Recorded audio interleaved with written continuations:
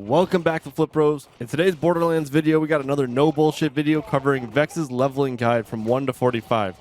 This is the build that I used from day 1 to now, and as you can see here, it relies on crits, but those crits basically make you a tank. You can't die. Let's get into the video. Starting off with skills, as you see, our main spec is in the green tree, the incarnate tree, and that's the action skill we're going to be using. While the full heal is nice to get out of danger, the real reason we're using this is for Eldritch Blast. We're going to be firing the blast like a pinball machine soon, hoping that the pinball itself gets crits. Our first augment's going to be Witchy Trigger Finger. As we send that pinball around the map, each time it hits someone, we're going to get a 15% stack of gun damage. It's also going to reload our current weapon so you can keep firing and keep sending out pinballs. And the capstone we're getting is Vibe Check. Eldritch Blast is now a charge skill. We're just going to consume the charges, and for each charge consumed, bounce that number of times between enemies. This is what makes it a pinball. You also will get double cooldown from gun damage. Now, the most important passive on the skill tree, Mortal Terror, chance to activate kill skills when critically hitting enemies. This is what is going to save your ass the entire time. This is what's going to give you gun damage, health regen, shields, action skill duration. You'll see. How do we get down to Mortal Terror? We're going to start in the top with Leeching Attunement. I've been using kinetic weapons mainly. This is going to give me lifesteal and reload speed, especially the reload speed. You want to get as many crits as possible. The next skill is going to be Bloodletter. Bloodletter makes it so that when you perform a critical hit, you're going to have a chance to apply a bleed, and this bleed is strong at 42% of your gun damage if you have a class mod. Now, you get the choice when playing this build. If you use snipers, your bleed damage is going to be way higher, but if you use fast shooting, automatic shotguns, pistols, you're going to get your Eldritch Blast more often to do more pinballs. So my recommendation would be get used to both. Have both. The next skill is Target Prescience. Vex gains critical hit chance against any part of enemies. So you know that moment where you're human and you miss a couple crit shots, you still have a 15% chance to trigger the build. The next skill is Keen Mind. This is the same skill as Target Prescience, but for your action skill. So your pinball now can crit against any part of enemies.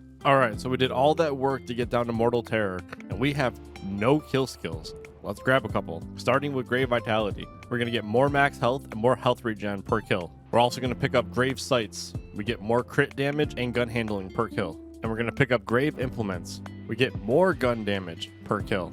Now let's venture into other trees so we can really become a tank, and you'll see what I mean.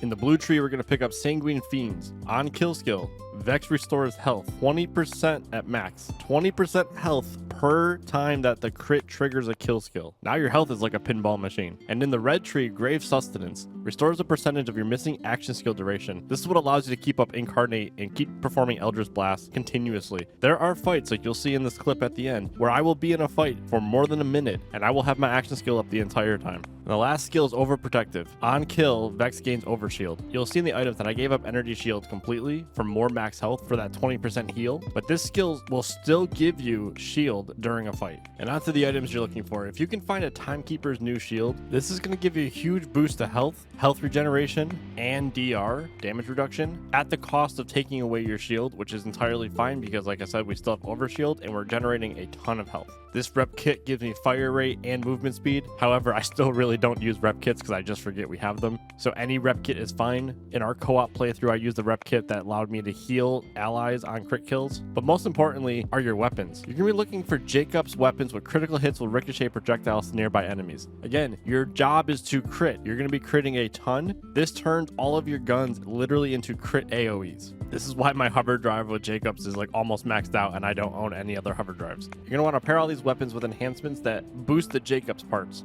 So you can see here, I have ricochets increased by 1. I've also used crit damage upgrade, crit chance upgrade. Any of the Jacobs enhancements are really going to be fine for you. As for the grenade, I like really any grenade that has singularity to group up enemies so that the crits can ricochet better and that the pinball can ricochet better. For firmware, Deadeye is going to be something that you want to seek. Gun accuracy, gun crit chance, and then that third level, every crit hit grants more crit damage. Could also look for God Killer, which is more badass damage. In the class mod, if you want more damage, look for skills in the green tree, especially Bloodletter. And for survivability, you can pick up the blue tree Sanguine Fiends or the red tree, the Overshield one, and some gameplay to show off what the build can do. The shotgun I'm using here is so low level compared to the area, and you can see here it really doesn't matter. The shotgun's purpose is to give me the pinball back faster.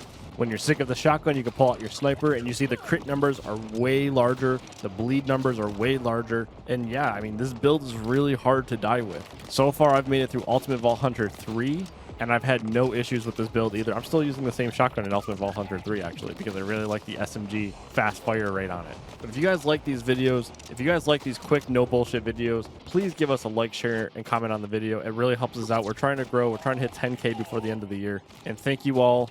See you guys in the next video.